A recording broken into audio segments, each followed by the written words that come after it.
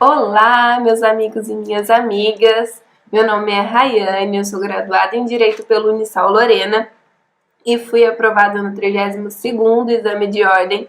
Passei nessa primeira fase aí com 56 pontos. A primeira fase foi em junho de 2021 e estou aqui hoje para ajudar você a também passar nessa primeira fase.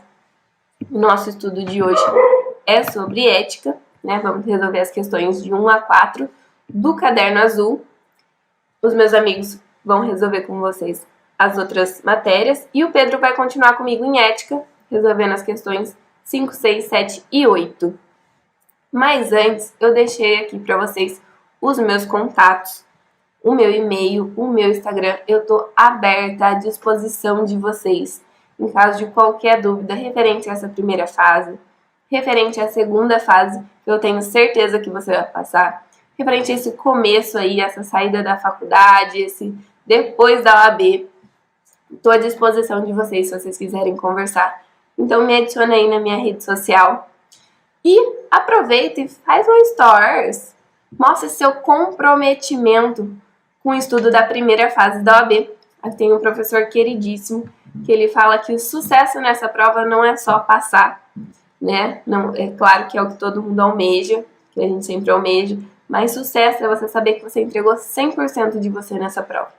Afinal, o seu maior concorrente é você mesmo. Você não está concorrendo com ninguém. Então, mostre aí o seu comprometimento com os seus estudos. Aproveita e compartilha esse vídeo com seus amigos e deixa o seu like aqui. Tá bom? Vamos lá para os nossos estudos? Gente, para ética, uma dica muito importante. Na verdade, essencial. Não dá para ir para a prova sem ler o estatuto. A gente vai resolver as questões e vocês vão ver que é tudo letra de lei. Não dá para ir para a prova sem ler o estatuto, combinado? Vamos lá. Questão 1. Lia, aluna do 8º período de uma faculdade de Direito, obteve de certo escritório de advocacia a proposta de um estágio profissional. Assim, pretende providenciar sua inscrição como estagiária junto à OAB. Lia deverá requerer sua inscrição como estagiária junto ao Conselho Seccional em cujo território se situa a sede do escritório onde atuará, a sede principal da sua atividade de estagiária de advocacia, o seu domicílio de pessoa física, a faculdade de Direito em que estuda. Galera, inscrição do advogado e do estagiário sempre cai na OAB. Artigo 8º e artigo 9º do Estatuto. Nós vamos dar uma olhada agora. Sempre cai. É necessário dar uma atenção. Vamos lá, já ver onde será feita a inscrição de Lia? Vamos lembrar do artigo 9º. O artigo 9º ele traz a inscrição do estagiário. A gente trouxe todo o artigo aqui. Vou ler os pontos mais importantes, mas fica de leitura para vocês, combinado? Para a inscrição como estagiário, é necessário preencher os requisitos mencionados no artigo 1, 3, 5, 6 e 7 do artigo 8º, também do Estatuto da OAB, ter sido admitido como estágio profissional de advocacia. Ter sido admitido em estágio, né? Olha lá o parágrafo 2º que eu já grifei para vocês. A inscrição do estagiário é feita no Conselho Seccional em cujo território se localiza o seu curso de Direito, onde ela vai se formar, gente. É lá que precisa ser feita a inscrição da sua carteirinha aí de estagiária da OAB. Então a resposta a gente já encontrou. Mas vamos dar um bizuzinho aí nos requisitos para o estagiário? A gente já aproveita e olha o artigo 8º.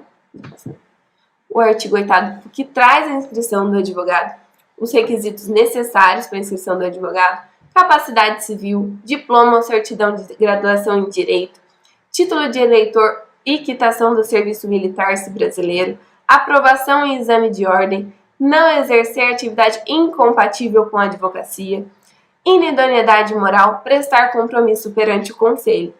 Esses são os requisitos necessários para a inscrição como advogado. E o estagiário? Galera, vamos dar uma olhadinha aqui. São quase todos os requisitos, mas tem dois que não dá para pedir para o estagiário, né? Diploma ou certidão de graduação em Direito? Não. Aprovação em exame de ordem? Também não dá para pedir para o estagiário. O resto, gente, é igual. É letra de lei, gente. Vamos ler o estatuto. Pega um domingo de manhã, faz um café quentinho, Abra o seu VAD, né, Lei 8.906 de 94, e leia, gente. Olha que programa gostoso para um domingo. Faz um mapa mental também, é legal, com esses requisitos, tá ok? Vamos voltar à nossa questão? Então, onde que será feita a inscrição de Lia como estagiária? Junto ao Conselho Seccional em cujo território se situa a sua faculdade de Direito. Certinho? Vamos para a segunda questão. Isso aí é um pouquinho maior, mas eu vou ler com vocês. Antônio, residente no município do Rio de Janeiro, ajuizou em tal foro, assistido pelo advogado Bernardo. Então vamos lá. Antônio, cliente. Advogado Bernardo. Circula, gente, para não confundir os nomes, é bem válido. Ação ordinária em face do Banco Legal, com pedido de pagamento de indenização por danos morais, supostamente sofridos por ter sido ofendido por segurança quando tentava ingressar em agência bancária localizada em Niterói. Ao despachar a petição inicial, o juiz verificou que Antônio ocultou as circunstâncias de que já havia proposto perante um dos juizados especiais cíveis da comarca de Niterói outra ação em face do Banco Legal, em razão dos mesmos fatos, na qual o pedido indenizatório foi julgado improcedente em decisão que já havia transitado em julgado quando ajuizada a ação no Rio de Janeiro. Em tal situação, caso se comprove que Bernardo agiu de forma coligada com Antônio para lesar o Banco Legal, Bernardo será responsabilizado. Responsabilidade do advogado perante uma lide temerária. Qual vai ser a responsabilidade do advogado do cliente? Solidária ou subsidiária? Apurada em ação própria ou nos próprios autos? Vamos dar uma olhada no artigo, porque o artigo é muito claro, gente. Artigo 32 do Estatuto da OAB. O advogado é responsável pelos atos que, no exercício profissional, pratica com dolo ou culpa. Parágrafo único. Aqui está a resposta da sua questão, hein? Em caso de lide temerária, o advogado será solidariamente responsável com o seu cliente, desde que coligado com este para lesar a parte contrária, o que será apurado em ação própria. Gente, a resposta da sua questão aqui, clara. É letra de lei, gente. Mas você vai falar para mim, Rayane, o que é uma lide temerária? A lide temerária é uma ação proposta para obter vantagem de maneira ilegal ou ilícita. Já havia sido proposta uma ação em Niterói que foi julgada improcedente, já transitada em julgado. E eles foram e propuseram outra ação no Rio de Janeiro pelas mesmas razões de fato, contra a mesma parte, sendo que já havia sido transitada em julgado uma ação improcedente. Equivale à litigância de má-fé, se ficar mais fácil, tá? Responsabilidade solidária. E por que em ação própria? Nosso artigo 5º da Constituição, ele é claro. Gente, lembre sempre dos princípios constitucionais, tá? Eles ajudam muito, eles sempre dão um norte.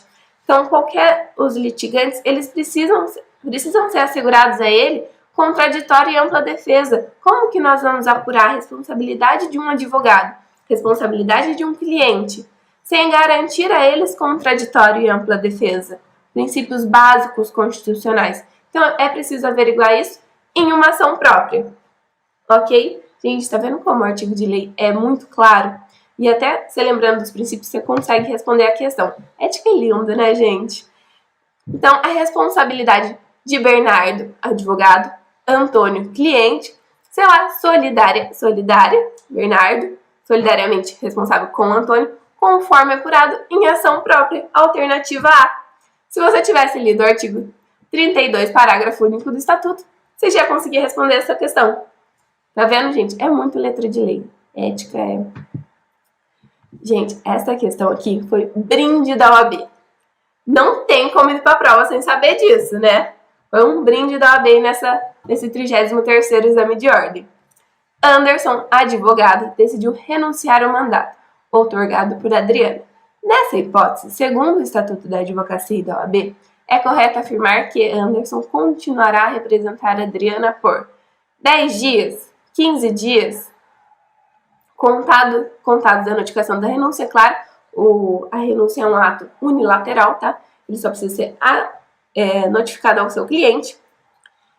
Mas, e aí o prazo que esse advogado continua a representar esse cliente?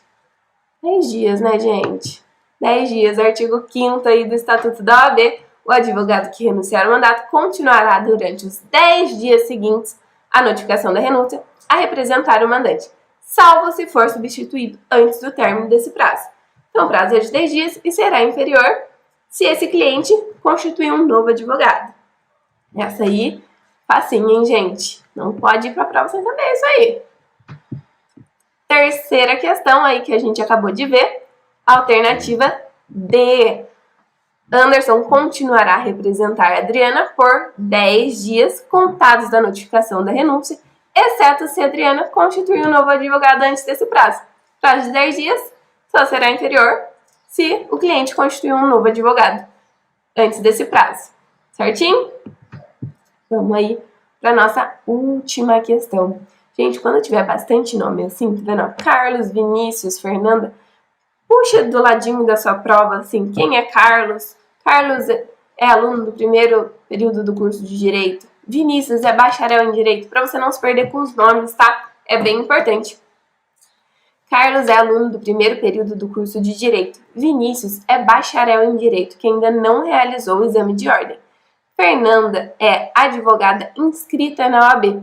Todos eles são aprovados em concurso público realizado pelo Tribunal de Justiça para o preenchimento de vagas de técnico judiciário. Após a investidura de Carlos, Vinícius e Fernanda em tal cargo efetivo, enquanto permanecerem em atividade, é correto afirmar que, vamos fazer análise de cada questão, de cada alternativa aí. Carlos não poderá frequentar o estágio ministrado pela instituição de ensino superior em que está matriculado. Galera, lembra lá do artigo 8º que a gente viu na primeira questão? Artigo 8º da OAB. Fala que mesmo que o indivíduo não exerça atividade incompatível com a advocacia, ele pode frequentar estágio ministrado pela instituição de ensino.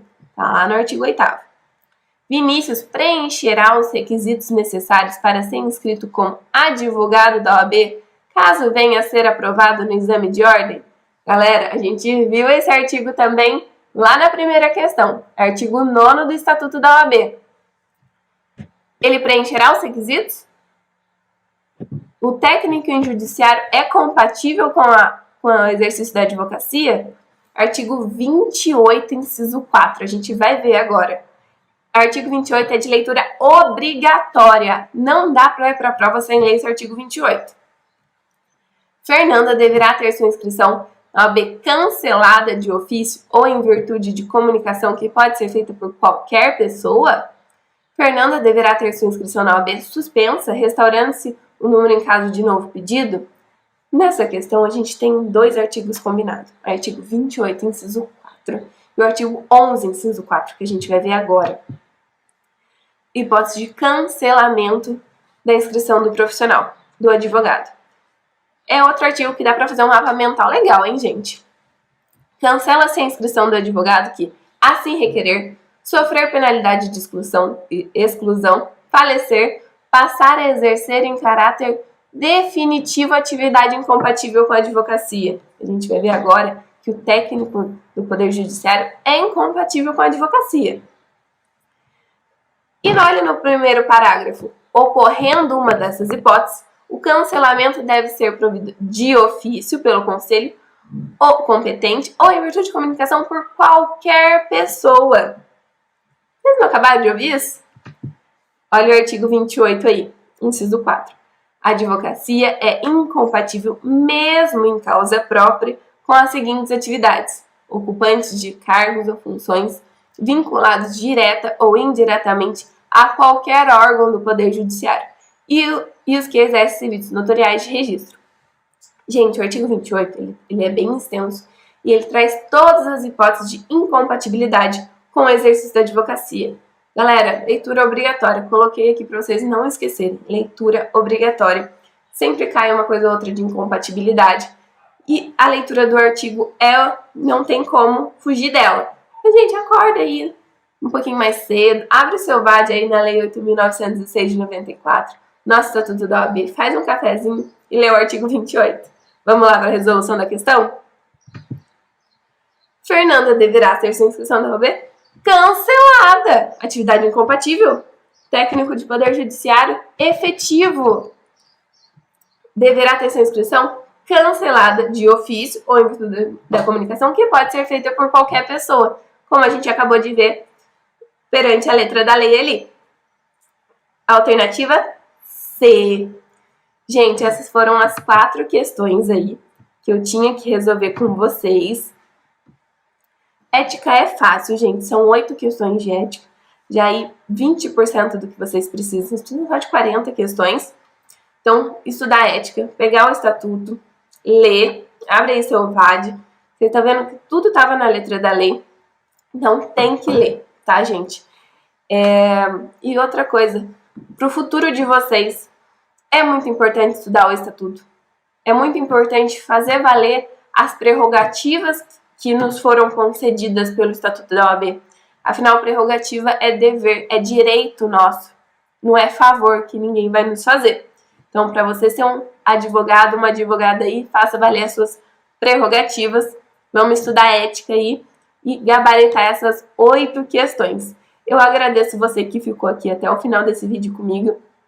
Não esqueça do nosso registro, de mostrar aí seu comprometimento, que a sua vermelhinha vai vir, né? Muito obrigada. Uma excelente prova, boa prova. Vão com calma, respirem, vai dar tudo certo. Vocês vão ver como é prazeroso você chegar em casa, quando sai aquele gabarito preliminar, você vai corrigindo a prova ali e você vê que passou dos 40. É uma sensação indescritível. Eu tenho certeza que você também vai sentir isso. Muito obrigada. Não esqueça de curtir e compartilhar esse vídeo. Tamo junto aí. Podem contar comigo nessa primeira e nessa segunda fase. Espero vocês para serem meus futuros colegas de profissão.